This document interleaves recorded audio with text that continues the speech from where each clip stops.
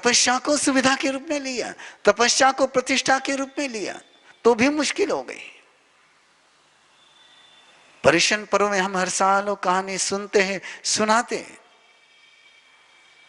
कि संवत्सरी के दिन भोजन को साधन के रूप में लेने वाला है, भूख के शमन के रूप में लेने वाला है, क्षुधा वेदने की उद्रेना को शांत करने के लिए काम में लेने वाला है। वो करगड़ू मुनि, उसको केवल ज्ञान हो गया, भूख पर कंट्रोल नहीं कर पा रहा। भूख बहुत ज्यादा शरीर की डिमांड थी, मन की डिमांड नहीं थी, शरीर की डिमांड थी, जुबान की डिमांड नहीं थी, शरीर की डिमांड थी। और शरीर की आवश्यकता पूर्ति करने के लिए संवत्सरी के दिन गुरु की आज्ञा से आहार लेकर के आता है। ध्यान में रखना, एक वाक्य पर बार बार ध्यान रखना है कि वो शरीर की आवश्यकता पूरी कर रहा है, वो इच्छा पूर्ति नहीं कर रहा है, वो वासना पूर्ति नहीं कर रहा है, वो लक्ष्य पूर्ति के लिए आवश्यकता पूर्ति कर रहा है। इसलिए क्या मिला इस पर उसकी कोई कमेंट्स नहीं है कि इन परिस्थितियों में मिला, उसको कोई दोष नहीं है। और आहार लेकर के आया है, चावल मिले, लुखे चावल मिले, गुरु को बताया है, भावना बाई है कि आप कुछ ग्रहण करो इसमें से। गुरु ने कहा मुझे उपवास है, तुम ग्रहण करो। और एक मर्यादा थी, एक व्यवस्था थी कि सबको भावना भानी है कि आप इसमें से ग्रहण करो, आप इसमें से ग्रहण करो, आप इसमें से ग्रहण करो। स्वयं ग्रहण करने के पहले दूसरों को ग्रहण करने की भावना भाना, यही तुम्हारा आतिथ्य संविभाग व्रत है, और यही साधु का भी व्रत है। जैसे गृहस्थ के लिए कहाँ कि भोजन करने के लिए बैठे हो तो मन में भावना भावो कि मुझे आहार दान का सौभाग्य मिले, किसी भूखे को, किसी प्यासे को खिलाने पिलाने का सौभाग्य मिले, किसी संत को आहार बेराने का मौका मिले, देने का मौका मिले। लेने के पहले देने के मौके की प्रार्थना करना है। और उसी प्रार्थना के उस दौर में वो करगड़ू मुनि तपस्वी संतों के पास पहुंचा है। किसी को मांसकमन है, किसी को अठाई होगी, किसी को मांसकमन के आगे चल रहा है। ऐसे तपस्वियों को वंदन करते हुए कहता है कि इसमें से आप कुछ ग्रहण करिए, मैं धन्य हो जाऊंगा। और वो तपस्वी है, लेकिन उनकी तपस्या प्रतिष्ठा के लिए चल रही होगी शायद, इसलिए तो उनके मन में तिरस्कार का भाव जन्मा है। जो स्वयं के प्रतिष्ठा के लिए जीते हैं वही दूसरे का तिरस्कार कर पाते हैं। जो स्वयं के अहंकार के लिए जीते हैं वही दूसरे का तिरस्कार कर पाते हैं। और उसी तिरस्कार की भावना से, उसी अहंकार के भावना से सामने वाले की भावना समझ न पाए, सामने वाले की भावना सुन नहीं पाए, सामने वाले की संवेदना को स्वीकार नहीं कर पाए, सामने वाले की प्रार्थना नहीं सुन पाए।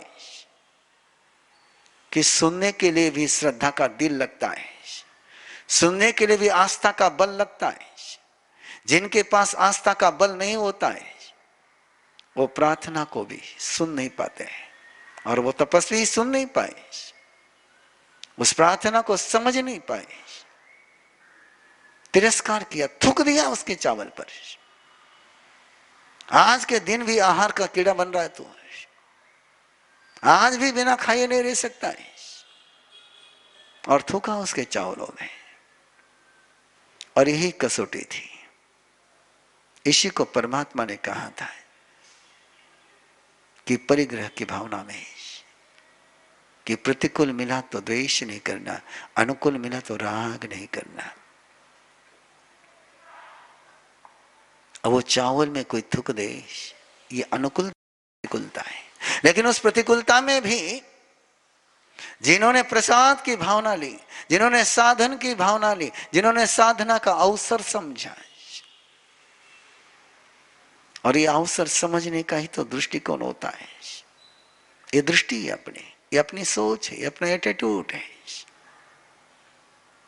और उस एटीट्यूड के पीछे जो चलते हैं वो आहार लेता है, वो संतों को कुछ नहीं कहता है, उन तपस्वियों को कुछ नहीं कहता है। वो तपस्वियों को ये नहीं कहता है कि तुम्हें मेरी भावना की भी कदर नहीं हुई, तुम्हें नहीं लेना था तो ना कह देते, इसमें थूकने की क्या जरूरत है। लेकिन जिनके पास थूक होगी वो थूकेंगे और क्या करेंगे। आचार्य भगवंत फरमाते थे जिसके पास जो होता वही वो दे सकता है। जिसके पास धर्म होगा वो धर्म नीति से चलेगा, जिसके पास राजनीति होगी राजनीति से चलेगा। जो जिसके पास होगा वही दे पाएगा, जो नहीं वो कहां से दे पाएगा। बबूल से जाकर के आम मांगने वाले मूर्ख होते हैं। बबूल से आम मत मांगो, बबूल तुम्हें कभी आम नहीं दे सकता है, बबूल से कांटे ही मिलेंगे। ये कांटे से यदि तुम आम मांगोगे तो तुम्हारी मूर्खता है, और वहां से कांटा मिला तो फिर पछतावो मत। और वो मुनि ने प्रार्थना करी थी आहार लेने के लिए, और सामने से थूक आ गई, लेकिन फिर भी उसको शौक नहीं लगा, फिर भी वो परेशान नहीं हुआ, फिर भी वो उद्विग्न नहीं हुआ, फिर भी उसने कोई प्रतिक्रिया नहीं करी। और ये प्रतिक्रिया नहीं करने का कैरेक्टर, ये प्रतिक्रिया नहीं करने का सोच, यही साधक को अपरिग्रही बनाता है। ये प्रतिक्रिया करने का कैरेक्टर ही साधक को परिग्रही बनाता है।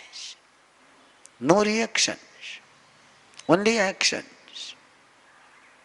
रिएक्शन में जाओगे तो मंजिल पर पहुंचोगे, समाधान निकाल पाओगे, और रिएक्शन में जाओगे तो समाधान निकाल नहीं पाओगे। इसलिए सोचना है। उस मुनि ने उस थूक के चावल को लिया, लेकिन थूक के रूप में नहीं लिया। उसने सहज मन में भाव भाए, इन तपस्वियों की मेरे पर कृपा है।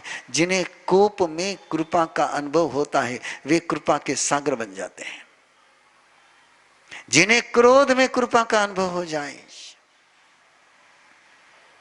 यही शिष्य की कसौटी दी है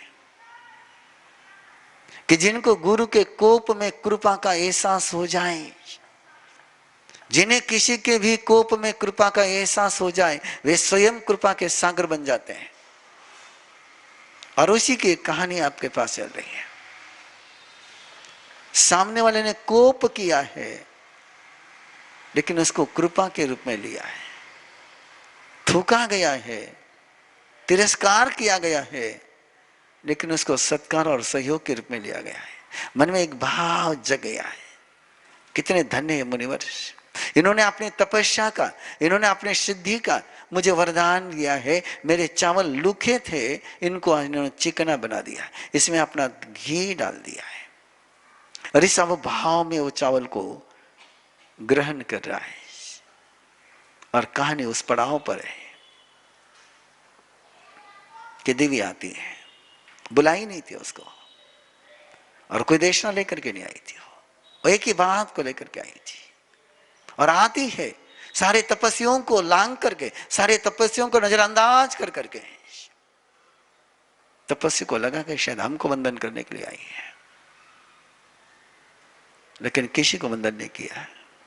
पहुंची वहां पर है जो आहार कर रहा है, संवत्सरी के दिन जो आहार कर रहा है, जिस समय सभी उपवास कर रहे हैं वो आहार कर रहा है, कि शरीर आहार कर रहा है, लेकिन अंदर के भाव, अंतर की अनुभूति इस धन्य भावों के साथ जुड़ी हुई है कि धन्य इन तपस्वियों को। उसके मन में धन्यता का भाव है, तपस्वियों को लेकर के उसके मन में बहुमान है, तपस्वियों को लेकर उसके मन में भक्ति है,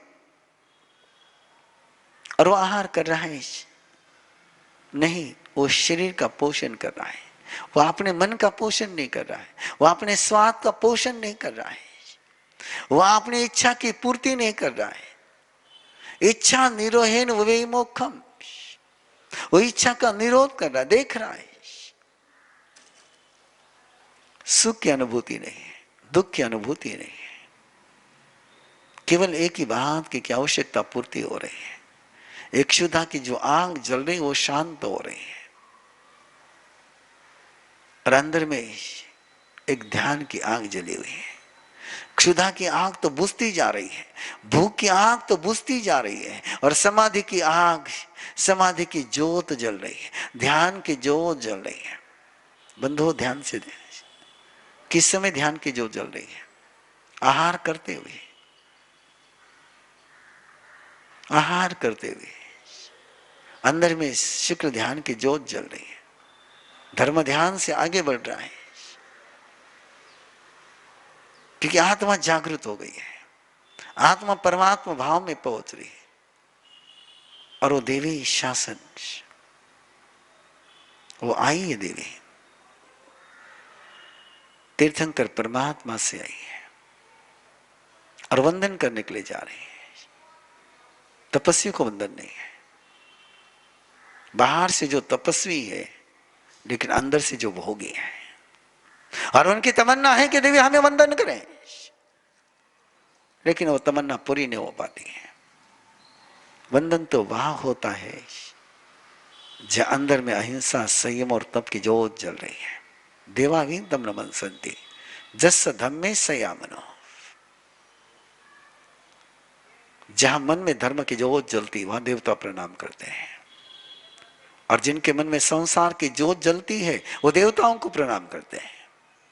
जिनके मन में धर्म की ज्योत जलती है देवता उनको प्रणाम करते हैं, और जिनके मन में संसार की ज्योत जलती है वे देवताओं को प्रणाम करते हैं। वो खोजते रहते एक एक मंदिर को, वो देवताओं को देखते, वो अहिंसा को नहीं देखते, वो संयम को नहीं देखते, वो तप को नहीं देखते। उन्हें देव पूजा में मजा आती है, वो तीर्थंकर के उस सूत्र को भूल जाते हैं फिर।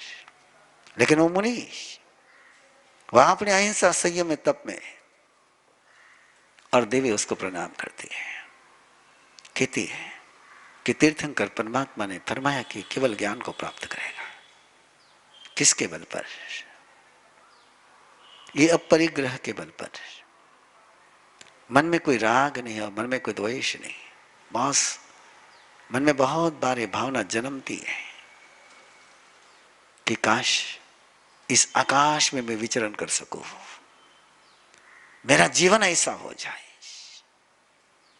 मेरी भी अनुभूति ऐसी हो जाए। ये तमन्ना है, ये अरमान है, और उस रास्ते पर चलना चाहिए। इसलिए संत को कहा है कि अनुकूलता मिली तो खुश मत हो जा, प्रतिकूलता मिली तो परेशान मत हो जाए। सोने के लिए कैसी जमीन मिली तो परेशान मत हो जाए, और सोने के लिए गद्दा मिलेगा तो खुश मत हो जाए। सम्मान मिला तो अहंकार मत कर, और अपमान मिला तो दुखी मत हो। ये अपरिग्रह है, किसी को भी ग्रहण नहीं कर रहा हो। वो प्रशंसा को ग्रहण करेगा तो निंदा उसको तकलीफ देगी, और प्रशंसा को उसने ग्रहण नहीं किया है तो निंदा भी उसको तकलीफ नहीं देगी। ये प्रशंसा और निंदा ये द्वंद्व है। तुम सत्कार को ग्रहण करोगे तो तिरस्कार तुमको पीड़ित करेगा, तुम सम्मान को ग्रहण करोगे तो अपमान तुमको पीड़ित करेगा, और सम्मान को ग्रहण नहीं किया तो अपमान पीड़ित नहीं करेगा। इसको पहले छोड़ना पड़ेगा, और ये छूट गया तब जाकर के अंदर के परिग्रह के परिणाम चेंज हो जाते हैं, और अंदर के परिग्रह के परिणाम चेंज हो गए तब जाकर के बंधन टूटने शुरू हो जाते हैं। परिणामे बंधो परिणामे मोक्षो, ये अंदर का परिणाम, ये ग्रहण का परिणाम, ये पकड़ने का परिणाम, और ये परिणाम दूषित करता है, ये परिणाम दुष्ट बनाता है, ये परिणाम विकृत करता है। इसलिए साधु जीवन के लिए तो 5 भावनाएं दी गई, और गृहस्थ के लिए कहा गया तेरे परिणाम नहीं है तो परिमाण कर ले। दोनों में वही अक्षर है, परिणाम और परिमाण, म के जगह न आ गया तो परिणाम हो गया, और न के जगह म आ गया तो परिमाण हो गया।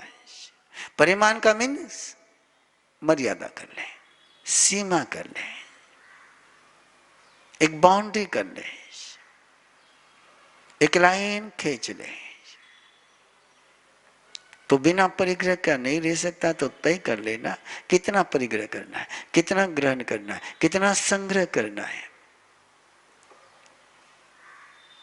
और वही कपिल की बात है। कपिल के परिणाम में पहुंच गया, कपिल परिमाण से परिणाम में पहुंचा। वो परिमाण बढ़ाता गया, परिमाण बढ़ाता गया। उस कहानी का सूत्र देखिए ना। राजा ने कहा कि तुझे जितना मांगना उतना मांग ले। आया था 2 मासा सोने के लिए, जेल में पहुंचा, जेल से अपॉर्चुनिटी मिली। राजा ने कहा कि जितना मांगना उतना मांग ले। अब परिमाण 2 मासे का परिमाण था पहले, लेकिन अवसर आ गया, ऑप्शन मिल गया कि परिमाण बढ़ा सकता हूं। और परिमाण बढ़ा सकने के अवसर में जो परिमाण नहीं बढ़ाता है वो श्रावक है। परिमाण बढ़ाने के अवसर में जो परिमाण नहीं बढ़ाता है वो श्रावक है। और जो परिमाण बढ़ाते बढ़ाते बढ़ाते परिमाण से मुक्त हो जाता है वो केवली हो जाता है। बस इतने से शब्दों की यात्रा करेंगे आज। क्यों? कपिल 2 मासे का लक्ष्य लेकर के गया था। 2 मासा, केवल 2 मास, 2 मासे का सोना चाहिए, 1 तोला भी नहीं चाहिए। आपने भी शायद जीवन की यात्रा शुरू करते समय इतना ही चाहोगे, दाल रोटी मिल जाए इनफ हो गया है। अब दाल रोटी में घी आ गया तो भी लगता है कि नहीं और थोड़ा चाहिए। काश जितना सोच करके चले थे वही रुक जाते तो श्रावक बन जाते।